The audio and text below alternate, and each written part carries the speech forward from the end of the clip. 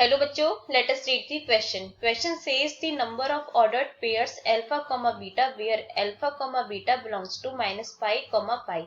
Satisfying cos alpha minus beta is equal to 1 and cos alpha plus beta is equal to 1 upon e is option A 0, option B 1, option C 2 and option D 4. तो आइए सबसे पहले हम इसके लिए की concept को समझ लेते हैं.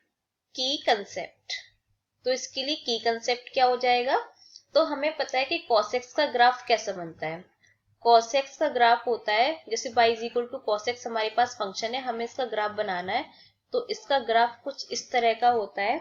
ये यहाँ से चालू होता है, जैसे कि हम इधर पॉजिटिव x एक्सिस में लें तो ये ऐसे चालू होगा. ये यहाँ पे ये कुछ इस तरह का, ये इस तरह से जाता है, ऐसे नेगेटिव तरफ जाएगा, नेगेटिव की तरफ. तो ये कुछ इस तरह का ये जाता है. यहाँ हमारा होता है पाई बाई 2, इधर होता है हमारा 3 पाई बाई 2, बीच में हमारा पाई होता है 3 पाई बाई 2 और इधर हमारा बीच में ये पाई होता है. ऐसे हमारा नेगेटिव एक्स एक्सिस की तरफ होता है. यहाँ माइनस पाई बाई 2, इधर बीच में लें तो ये माइनस पाई और ये हमारा यहाँ पे हो जाएगा माइनस 3 पाई अपॉन 2 और इधर हमारा हो जाएगा ये बीच में बिल्कुल, ये हमारा इधर हो जाएगा 2 पाई, ये बिल्कुल बीच में, इधर होगा माइनस 2 पाई और इधर होगा प्लस का 2 पाई, ये प्लस का 2 पाई. तो ये हो गया cos x का ग्राफ. और एक ग्राफ और समझ लेते हैं, y is equal to constant. Constant यहाँ पे कोई भी हो सकता है, a b c या कोई भी नंबर. तो ये हमारी ये y एक्सिस है, ये x एक्सिस है. तो इसका ग्राफ होता है बिल्कुल x एक्सिस के पैरेलल और स्ट्रेट. यहाँ पे भी ये हमारी x एक्सिस और ये ये y एक्सिस और ये x एक्सिस.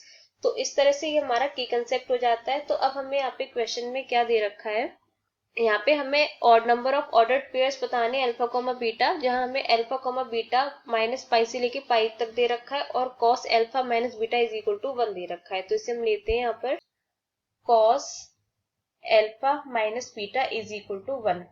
तो यहाँ से cos अल्फा माइनस बीटा क्या हो जाएगा, 1 को लिख सकते हैं हम यहाँ पे cos 0, क्योंकि cos 0 की वैल्यू 1 होती है. तो यहाँ से alpha minus beta is equal to आ जाएगा 0. तो alpha is equal to beta, ये हमारे पास में एक रिजल्ट आ गया. उसके अलावा हमें क्या दे रखा है, और हमें यहाँ पे दे रखा है cos alpha plus beta is equal to 1 upon e. तो इसे ले लेते हैं, cos alpha plus beta is equal to 1 upon e.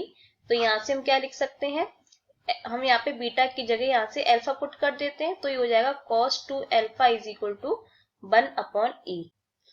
लेकिन अकॉर्डिंग टू क्वेश्चन जो अल्फा की वैल्यू है माइनस पाई से और पाई तक बिलोंग कर रही है, हम यहाँ पे क्या लिख सकते हैं, जो अल्फा की वैल्यू है माइनस पाई से लेके पाई तक बिलोंग कर रही है. तो 2 अल्फा की कहां से कहां तक बिलोंग करेगी, माइनस 2 पाई से लेके 2 पाई तक, ये हो गई 2 अल्फा की वैल्यू. तो यहाँ से हम एक काम करते हैं, इसको हम मान लेते हैं let y is equal to cos 2 alpha, जिसकी वैल्यू माइनस 2 पाई से लेके 2 पाई तक जाएगी, और y is equal to 1 upon e.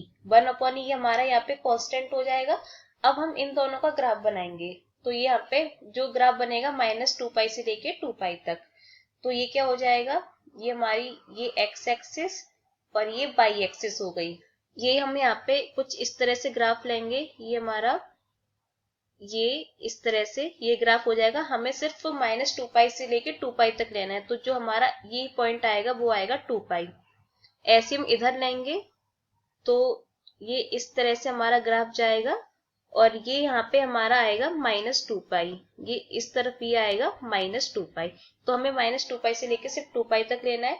और उसके अलावा ये 1 अपॉन ई, 1 अपॉन ई यहाँ पर कांस्टेंट है. तो y is equal to constant का ग्राफ कैसा होता है, बिल्कुल स्ट्रेट लाइन होता है और x एक्सिस के पैरेलल होता है.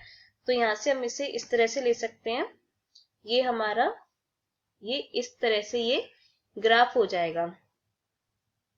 ये रेड वाला ग्राफ हो गया हमारा y is equal to 1 upon e, और जो ग्रीन वाला ग्राफ है वो हो गया y is equal to cos 2 alpha का. यहाँ से हम लिख देते हैं इसे, ये y is equal to cos 2 alpha. और यहाँ पे ये बनेगा पाई बाई 2, ये यहाँ पे बनेगा ये पाई, यहाँ पे बनेगा ये 3 पाई बाई 2. ऐसे नेगेटिव एक्स एक्सिस पर यहाँ पे बनेगा यहाँ बनेगा हमारा माइनस पाई बाई 2, ये इधर बनेगा हमारा माइनस पाई और ये बनेगा हमारा 3 पाई बाई 2. -3π/2 और ये -2π है ये। तो अब हम यहाँ पर देखते हैं कि जो हमारा ये दोनों ग्राफ हैं वो आपस में कितनी बार कट कर रहे हैं। ये 1, 2, 3 एंड 4, तो ये आपस में 4 बार इंटरसेक्ट हो रहे हैं। तो कुल मिला के हमारे यहाँ पे 4 ऑर्डर्ड पेयर्स बनेंगे। तो यहाँ पे हम लिख सकते हैं so there are 4 ordered pairs. Ordered pairs, तो हमसे यही क्वेश्चन में पूछा गया। तो इस तरह से यहाँ से हमारा ऑप्शन नंबर डी करेक्ट हो जाता है। Option D is correct. Hope you understood well. Best of luck.